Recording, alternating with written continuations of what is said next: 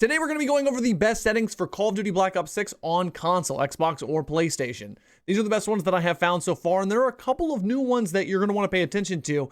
And Tactical Sprint is a little different within your settings, and it took me a little bit to figure it out. So we're going to go ahead and start off with controller settings. Obviously set your button layouts to whatever you prefer. I run a 6.6 sensitivity, but please run whatever you feel comfortable with.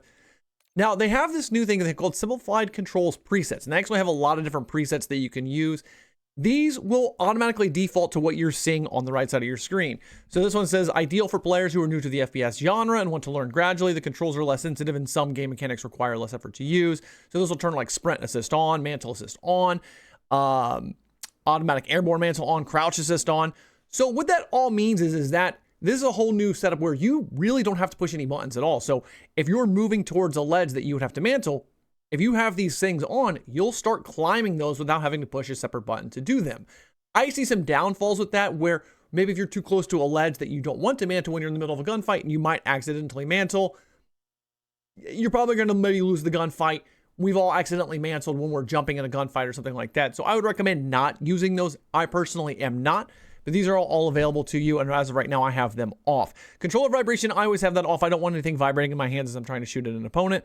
And you can actually change the sensitivity of the vibration as well. I have mine at 0. Dead zone is going to be specific to your controller. Now moving over to aiming sensitivity multiplier. I typically don't mess around with a lot of these. Now ADS sensitivity multiplier, I do keep at 0.85, which is the same I use in Warzone.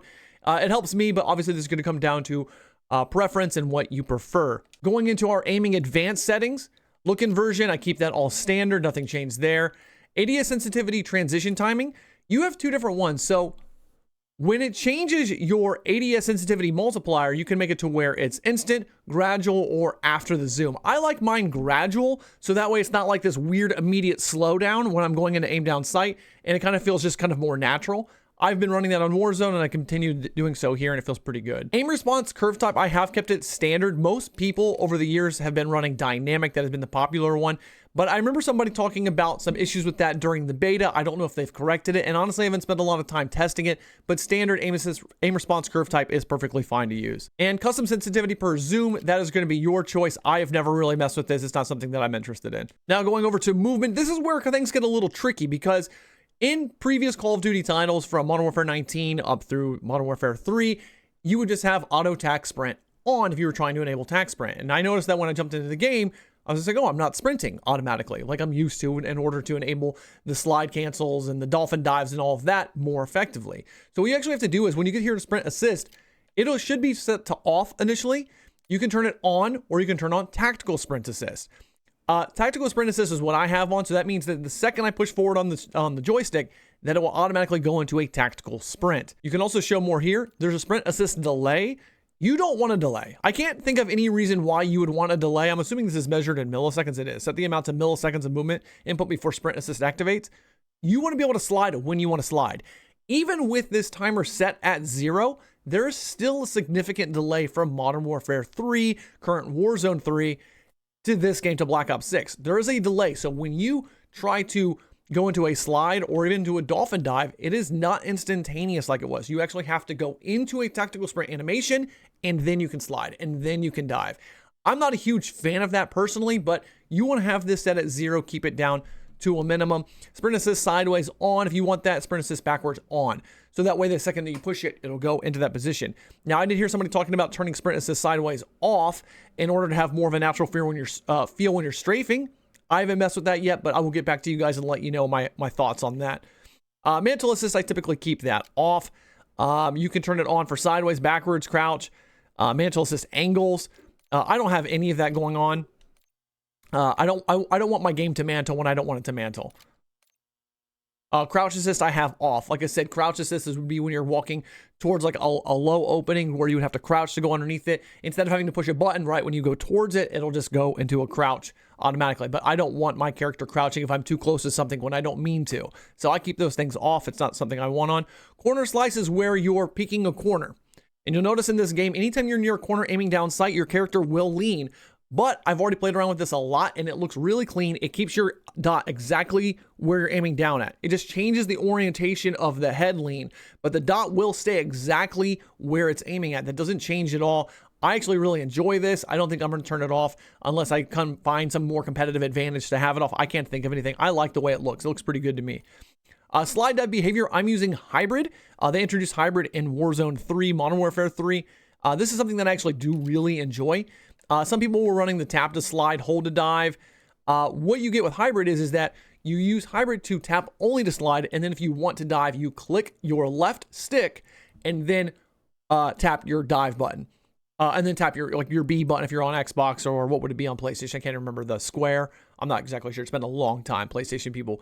Hybrid is the one I prefer. I found that there is no delay at all, where if you're running tap to slide, hold to dive, or tap to dive, there is a even bigger delay than there already is, because it's looking to see, is he going to hold or is he going to tap? If you use hybrid, it knows exactly what you're doing, and there's a minimal delay, and that's the one I recommend using. So I run hybrid. You can actually have slide and dive action delay. You can change that. I think if you switch it to tap to slide, tap to dive, you can change it there. Auto door peek. Automatically peek when aiming down sights towards the door. I've left it on for now. Automatic airborne mantle. I have this on for only... actually, I meant to have that on partial. I thought I had it on partial. I must have reset. So partial is the one I want, because partial will make you automatically mantle only if it could prevent a fall. I don't want to be mantling automatically onto objects around me.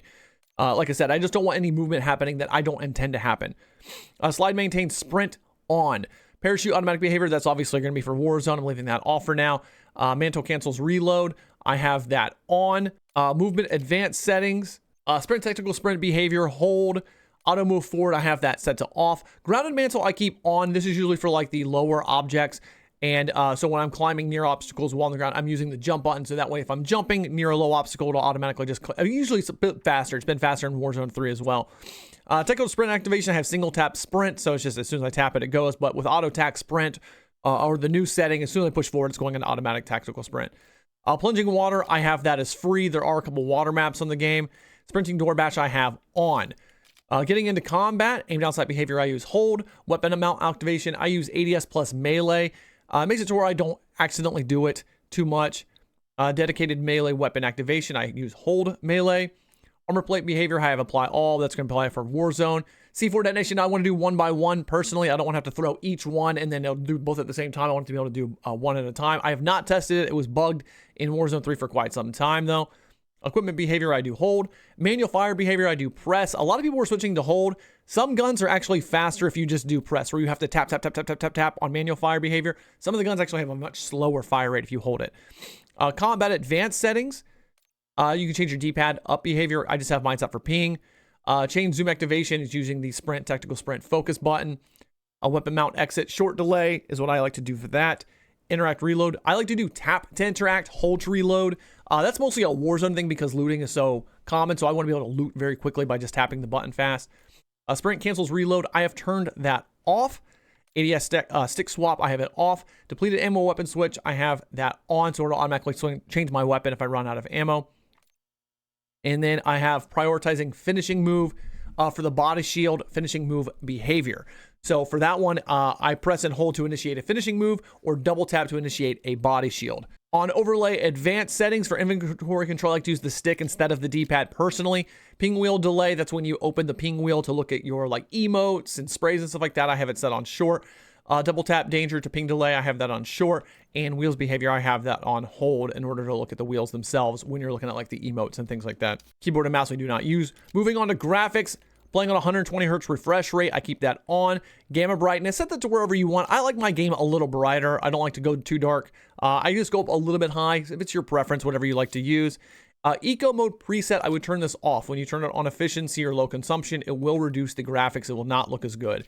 Quality, all of the motion blurs, turn them off. Unless you like that immersive realism feel, it makes me nauseous, to be honest. And it also makes it difficult to see enemies as they're moving.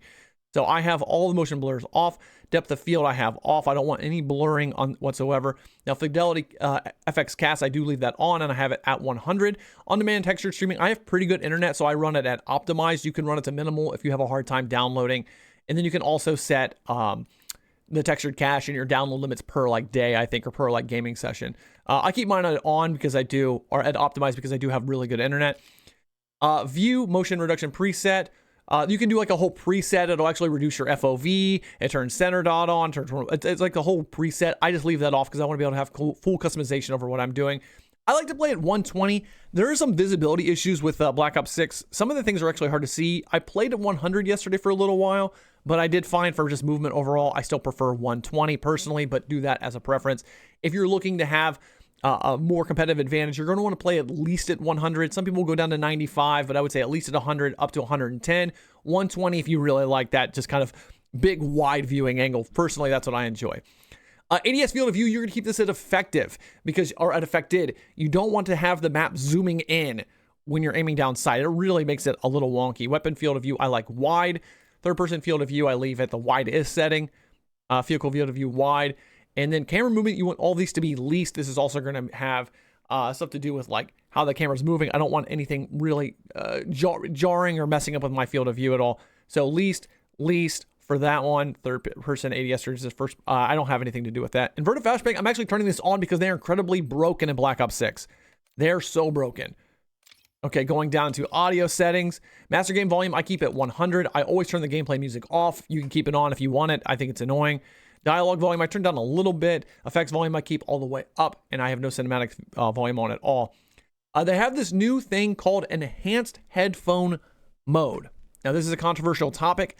I have not had an opportunity to do a full breakdown on this, and I will be doing a full breakdown on this for you guys moving forward. I'll probably put a video out on it pretty soon. But enhanced headphone mode utilizes embodies immerse spatial audio to increase the directional accuracy of sounds played in the world. It is compatible with any headphone or earbud model. Enhanced headphone mode by default uses a universal profile customized to unique sound world of Call of Duty. With universal profile enabled, your spatial audio experience will be greatly improved. To maximize the immersive spatial audio experience and hear 3D sound all around you with increased precision and accuracy, create your personalized profile and enhanced headphone mode configuration. So you actually do this. So what you go in here, if you go to enhanced headphone mode configuration below, and you click here, you actually scan this QR code. And when you scan the QR code, it will take you to a website. And what it'll do is you'll agree to a couple things, and then you'll take a photo, actually a video of your head. And so you'll put the phone in your head, or the phone up to your face, and it'll have you turn your head left to right, and it measures the ear distance around your head in order to create a personalized profile. Now, I was playing on this setting all day. I did set it up so it shows personalized, and it says I am using a trial license of personalized profile. I think that they're giving it to everybody for free initially to try it out. If you want to buy it, you can. That audio package costs $20. It's a one-time purchase, costs $20 US. I have not bought it yet. I don't think that the audio sounds great. I've been playing like hardcore modes and a lot of the team-based modes, and the footstep audio is, for the most part, non-existent. It's no surprise. It's never been great in Call of Duty. It does sound pretty good, but I have not played around with it. I have not actually even played with this setting turned off. So I might play around with that more today, maybe turning that off and trying out different mixes to see what I think. But as of right now, if you do set this up, it is free. It's a trial use on it. I don't know when it'll turn off. I don't know how long you have on the trial, but it does seem like that it is. Yeah, you're using a trial license of personalized profile. So I think personalized is only for a limited time as of right. So it's available for Black Ops 6, coming to Call of Duty Warzone in Season 1. So it'll be available in Warzone as well. I don't know how good it is. I use Dolby Atmos typically, which is what I've had for years. I'm going to do a more detailed breakdown to find out if I can tell a difference between footsteps. And I'll let you guys know what I think. Now, the Treyarch mix is the audio mix that is being recommended by the Treyarch team for the game. They have done a whole bunch of stuff with like the soundscape and how footstep audio and combat audio and all of that travels through in the game. And they recommend using the Treyarch mix. I played around and used multiple of these yesterday. I did headphones, I did headphone bass boost, I did the bass cut, I tried Sucker Punch, which I still don't know what that is exactly. It says Sucker Punch, tightest dynamic range, okay.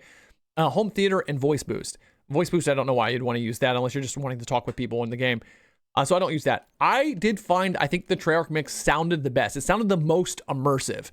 Is it the best for footstep audio? I don't know. I don't think footstep audio is necessarily all that important in Black Ops 6. It's very fast paced. It's not like Warzone where footstep audio is everything, but the Treyarch mix did sound the most immersive, and that's the one I'm running for now. Like I said, as we go into discovering and kind of analyzing the audio settings more, and I make another video on it, I'll make a decision on what I think is personally the best, but obviously play that with what you want to do. Mute license music, I have that on because I'm a streamer, and I create content and I don't want to have any licensed music to possibly get me copyright violations, you can leave it on if you'd like, if you're just playing for fun. Asymmetrical hearing compensation. I don't really know that. That's really, really beyond advanced. Probably somebody who knows a lot more about audio will play with these. It's probably going to be also come down to personal preferences. Asymmetrical hearing compensation. I think it's to where it'll play the sound, instead of it being directional, should be playing it at the same time, is what I'm gathering from that. Interesting. We're going to keep that off for now. Reduced tinnitus sound. I don't really have an issue with that. I keep it off. Hit marker preset, I keep it default. Classic, I don't even know what that would sound like. We're talking like old school Black Ops, like Black Ops 2. That could be cool. I haven't used that yet. Voice chat, I keep my voice chat volume at 100. Voice chat I have on. Proximity chat on. Body shield chat on. Last words voice chat on. Game voice channel all lobby. Voice chat output device for me, I use speakers because that's for my capture card issue. You would probably use headset. Microphone level, I keep mine at 70. It's going to be all your personal preference on whatever you're using. You can test your microphone. Open mic sensitivity, I have it at 70. And yourself connecting to a channel, I have that off. This is another one that I like to use, is the interface and settings that I have changed here. They have a visual support preset where you can make all of these changes. Like I said, they have a lot of cool presets to where you don't really have to think about the settings, but the things that I've kept off and I like to change them myself. Menu props I have on automatic. Gameplay tips I keep on. Tutorials I have off. Skip kill cam I have off. All right, server latency for me, I like to have it on. Packet loss I like to have on so I know how my connection is. Clock I don't need on. Connection meter I don't need on. I don't need to know what time it is when I'm playing. I just want to play. Readability, I haven't changed anything here. These are all just on. I turn them off, and actually camping they're on. Multiplayer they're off. Warzone will stay off. I'm gonna keep that all the same. Subtitle size default. Color customization, I haven't really done a lot with that. I know some people get really into changing so they can have better visibility. I think a lot of the actual colors are pretty visible in this game. I haven't changed anything personally as of yet. I'm okay with that. The one thing that I don't know if I can make a setting change to would actually be on some of like the objectives. So like if you're playing domination, the objective markers for like the A, B, and C flag are incredibly bright, incredibly large, and it makes it difficult to see opponents. And so I don't like that. I need to see if I can find something to maybe reduce that or maybe change the opacity of it. That would be nice. One thing I like to change is my safe area. So this will actually bring in your whole HUD. So I have mine at the smallest settings possible. And the reason I like that is because I don't want to have to look all the way up to the top left. It actually brings my mini map in a little closer, so I don't have to move my eyes as much up to the left to look at that mini map, or up to the right or down to the right, or whatever it is. It brings it in a little bit tighter. I like the way that personally looks, but that's going to be a personal, preference, whatever you want to use. They also have HUD presets that you can change. You can do like inverted. This is actually pretty cool. So you can change your HUD exactly however you want. You can change anything. Mission interface, all these different ones. I'm not using any of the layouts. Well, they even have color changes. You can change the colors on your HUD. That's actually all pretty cool. Minimap shape. I don't know why I changed mine. Wait a minute. Hold on a second. It changed it back to round. Settings have been getting changed. Every time there's an update, they've been changing the settings. So minimap shape, I run square. Minimap rotation, I have on. Radar is this thing that you can have. You can actually toggle it. So there's like a radar overlay, but what happens is when you have the radar overlay on, all you see is like radar just like sweeping around you, and then you don't see the actual like layout of the map. So I have that off. I didn't like it. Compass type, I don't have mine on the mini map. I have mine horizontal. It changed that setting again. Vehicle HUD prompts fade after 10 seconds. In-game text chat, I have that on. Players' names, I do full names. Crosshair, I leave this one on. And this is actually something that's really cool that they added to the game this time. You can actually change your crosshair color. I changed mine to red. I thought it was pretty cool. You can change it to any color you want. You can change the opacity of it, crosshair spread, and then update crosshairs based on player movement and weapon recoil to accurately display direction of fire. And center dot scale. This game, it was not working. My center dot seemed to be pretty small the entire time, but I'll keep that as it is. It actually did not seem like it was working at all yesterday, so I'll check that again. Widget visibility, weapon information 100%, equipment information 100%, player and streak toast. I didn't change any of that, so I don't know why it's at 0. Yeah, default is 100. For some reason, they're all turned down, and I didn't do that. Some glitches in the game, that's happening. So that's fun. That's fun to figure out with you guys in real time. All right, guys, that is it. Thank you so much for watching. If you guys have any questions at all, please leave a comment down in the chat, and I'll be sure to read as many of them as I can. If this video helped you guys, make sure you hit that like button, and I'll see you next time.